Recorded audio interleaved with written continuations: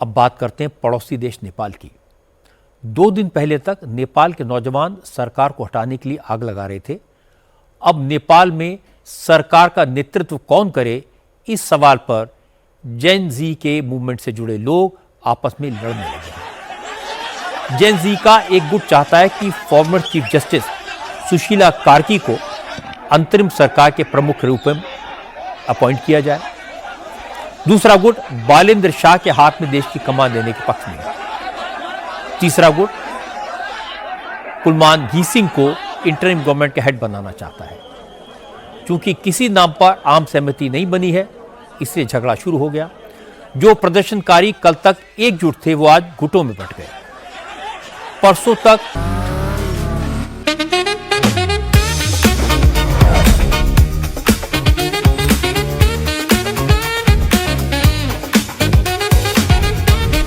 Pure technology that is built for your every sense.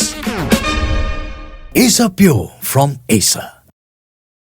जो सरकारी building पर हमला कर रहे थे, अब एक दूसरे के सिर फोड़ने लगे।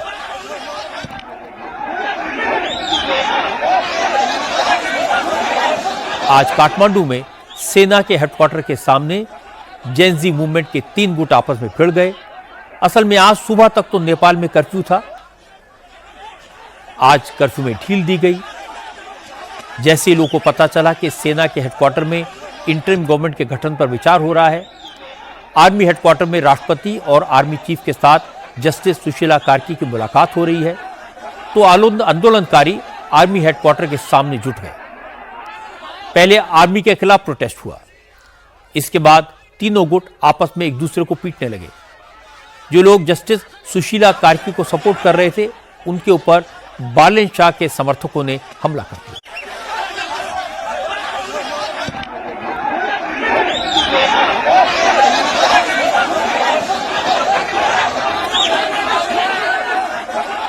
लेकिन इंटरेस्टिंग बात यह है कि खुद बालेंद्र शाह ने जस्टिस सुशीला कार्की को अंतरिम सरकार बनाए जाने के लिए सपोर्ट किया है। बालेंद्र शाह ने ट्विटर पर लिखा कि जब तक मौजूदा संसद को भंग नहीं किया जाता, तब तक वो किसी अंतरिम सरकार का हिस्सा नहीं होंगे। इसलिए नौजवान घबराएं नहीं, धैर्य रखें। बालेंद्र शाह ने कहा कि अब देश को एक अंतरिम सरकार मिलने वाली है जो देश में नए चुनाव करवाएगी। इस इंटरिम गवर्नमेंट का काम चुनाव कराना और देश को एक नया जनादेश देना है। इसलिए वो पूर्व चीफ जस्टिस सुशीला कार्की को इस अंतरिम सरकार का नेतृत्व सौंपने का समर्थन करते हैं। इसके बाद बालेंद्र शाह के सपोर्टर का रुख बदला। कुछ मिनट पहले तक जस्टिस सुशीला कार्की के नाम का समर्थन करने वाले नौजवानों को पीटने वाले बालेंद्र शाह के सपोर्टर्स ने यह कहना शुरू कर दिया कि बालेंद्र शाह बड़े दिल के नेता हैं, इसलिए उन्होंने अंतरिम सरकार के प्रधानमंत्री का पद ठुकरा दिया। यो अभियान को सूत्रधार, इस आंदोलन का सूत्रधार, जेनजी आंदोलन का सूत्रधार, ये जो आंदोलन हुआ, इसे बालेंद्र शाह का समर्थन हासिल था। बालेंद्र शाह के समर्थन से यह आंदोलन इतना लोकप्रिय और सफल हुआ। फिर भी वो इसका क्रेडिट नहीं ले रहे हैं। वो हमारे देश के प्रधानमंत्री हो सकते थे, लेकिन बालेंद्र शाह ने प्रधानमंत्री पद का त्याग किया है। सुशीला कार्की को प्रधानमंत्री बनने देने के लिए उन्होंने इस पद का त्याग किया। बालेंद्र शाह ने बड़ा दिल दिखाया है। बालेंद्र शाह जनता के, युवाओं के दिल की धड़कन है। ये बालेंद्र शाह का ही गुण है कि उन्होंने प्रधानमंत्री पद त्याग दिया। इसके लिए बहुत बड़ा जिगर चाहिए। बालेंद्र शाह की यही खासियत उन्हें अलग करती है, इसलिए आज वो युवाओं में लोकप्रिय हैं। फिलहाल नेपाल की आर्मी का फोकस अंतरिम सरकार के गठन पर है। बालेंद्र शाह के रुख को देखते हुए लगता है कि सुशीला कार्की को इस सरकार की कमान मिलना लगभग तय है। लेकिन इसमें एक पेच फंस गया। नेपाल के संविधान के मुताबिक सुप्रीम कोर्ट का रिटायर्ड जस्टिस किसी राजनीतिक या संवैधानिक पद पर नहीं बैठ सकता। रिटायरमेंट के बाद किसी भी जज को सिर्फ कानून या न्यायपालिका से जुड़े पद ही दिए जा सकते हैं। इसलिए अगर जस्टिस सुशीला को अंतरिम सरकार की कमान सौंपनी है तो संविधान की इस बाधा की काट खोजनी होगी। या तो कानून में बदलाव करना होगा या फिर कोई नया पद क्रिएट करना पड़ेगा। इस मुद्दे पर अब आर्मी चीफ और राष्ट्रपति के बीच सलाह मशवरा हो रहा है। हालांकि सुशीला कार्की का समर्थन करने वाले लोग कह रहे हैं कि रास्ता निकालना कोई बड़ी बात नहीं है। इस वक्त देश को एक ऐसे व्यक्ति के नेतृत्व की जरूरत है जिसकी छवि बेदाग हो, जो राजनीति से दूर रहा हो और कानून का जानकार हो। इन सभी पैमानों पर जस्टिस सुशीला कार्की बिल्कुल खरी उतरती हैं, इसलिए अंतिम सरकार की कमान उन्हीं को सौंपनी चाहिए। सुशीला कार्की के समर्थन में नेपाल के पूर्व प्रधानमंत्री खिलराज रेग्मी का उदाहरण दिया जा रहा है। खिलराज रेग्मी नेपाल के चीफ जस्टिस थे, लेकिन मार्च 2013 से फरवरी 2014 तक उन्होंने अंतरिम सरकार की जिम्मेदारी संभाली थी। हालांकि उस वक्त भी संविधान के नियमों का उल्लंघन करने के लिए उनकी आलोचना की गई थी, लेकिन खिलराज रेग्मी ने सफलता से चुनाव करवाए, बाद में इस्तीफा दे दिया। सुशीला कार्की के समर्थक कह रहे हैं कि जब पहले ऐसा हो चुका है तो फिर दोबारा ऐसा क्यों नहीं हो सकता। Now we are trying to dissolve the parliament. That's our first thing we need to do. We are not trying to dissolve our constitution or void our constitution in any ways. Maybe there are certain changes that needs to be made in the constitution for now, but other than that, constitution will remain intact because constitution needs to be there.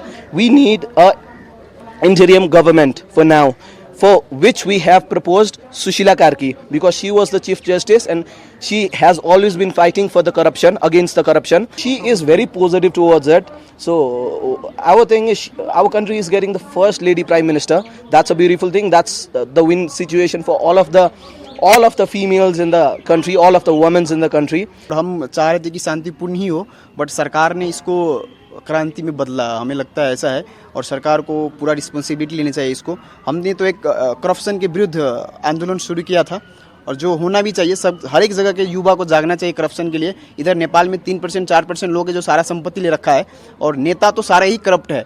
हमारे south Asia में देख सकते हो आप, Swiss bank में हमारा 3रा number पे नाम है, तो आप सोच सकते हो कि छोटा सा कंट्री का 3रा नंबर में स्विस बैंक में पैसा जमा हो रहा है, वो कहाँ से आ रहा है इतना पैसा। दमन सरकार ने किया हमारे ऊपर, और इतना जो अभी घटना देख रहे हो, इतना बड़ा डिजास्टर जैसे हुआ, वेस्ट, मतलब क्या बोले अब इसको, हम शब्द में बयान नहीं कर सकते इस चीज़ को। इतना लॉसेस हुए हैं, सारे गवर्नमेंट की जिम्मेवारी है और सारे गवर्नमेंट ने किया है। बड़ी बात यह भी है कि हम ही नेपाल नाम का एनजीओ चलाने वाले और इस जेन जी मूवमेंट को पर्दे के पीछे से सबसे ज्यादा हवा देने वाले सुदन गुरुंग ने भी जस्टिस सुशीला कार्की के नाम को सपोर्ट कर दिया है। अब जेन जी की प्रेस कॉन्फ्रेंस में सुदन गुरुंग भी मौजूद थे। गुरुंग बात करते करते रो पड़े। उन्होंने कहा उन्हें कोई पद मिले या न मिले, लेकिन वो भ्रष्टाचारियों के खिलाफ लड़ते रहेंगे और तब तक चुप नहीं बैठेंगे जब तक आंदोलनकारी युवाओं पर गोली चलाने वालों को सजा नहीं मिल जाती।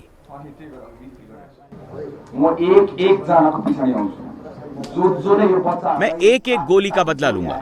जिन्होंने छात्रों को गोली मारी, उनका सबका हिसाब होगा। जब तक सब पर एक्शन नहीं होगा, मैं चुप नहीं बैठूंगा। भ्रष्टाचारियों के घर से एक एक पाई वापस लाई जाएगी, किसी को नहीं छोड़ा जाएगा। हम दुनिया को दिखाएंगे कि नेपाल में परिवर्तन का मतलब क्या है। हम किसी को नहीं छोड़ेंगे। इस दौरान काठमांडू में 8 सितंबर को फायरिंग में मरने वालों की संख्या बढ़कर 34 हो गई है।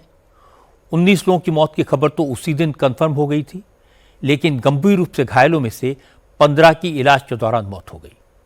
इस आंदोलन के दौरान 1300 से ज्यादा लोग घायल हुए हैं, जिनमें से 713 को इलाज के बाद डिस्चार्ज कर दिया गया है। बाकी का इलाज अभी चल रहा है। इस बीच नेपाल की पुलिस ने लोगों से अपील की है कि आंदोलन के दौरान जो हथियार, पुलिस की वर्दी और एडवांस इक्विपमेंट चोरी किए गए, लूटे गए, उन्हें वापस कर दिया जाए। पुलिस ने कहा जो लोग खुद ही सामान वापस करने आएंगे उनके खिलाफ कोई कार्रवाई नहीं की जाएगी, लेकिन अगर बाद में सर्च ऑपरेशन के दौरान किसी के पास से पुलिस के हथियार और इक्विपमेंट मिलते हैं तो फिर उनके खिलाफ लीगल एक्शन लिया जाएगा। नेपाल में जेन जी के ग्रुप्स के आपस में लड़ने की जो तस्वीरें आई वो अच्छा संकेत नहीं है।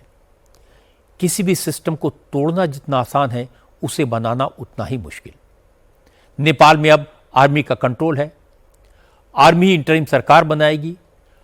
आर्मी ही एक तरह से अब नए चुनाव करवाएगी, पर चुनाव साल भर से पहले हो पाएंगे इसमें संदेह है। 48 घंटे की आगजनी में बेकाबू भीड़ ने लगभग हर सरकारी बिल्डिंग को चला दिया। पूरा सिस्टम तहस नहस कर दिया। पार्लियामेंट नहीं बची, न सेक्रेटरीट बचा। पुलिस डरी हुई है। अपराधी बड़ी तादाद में जेलों से बाहर आ चुके हैं। भीड़ ने भारी संख्या में हथियार लूटे हैं, जिसने खतरा और बढ़ा दिया है।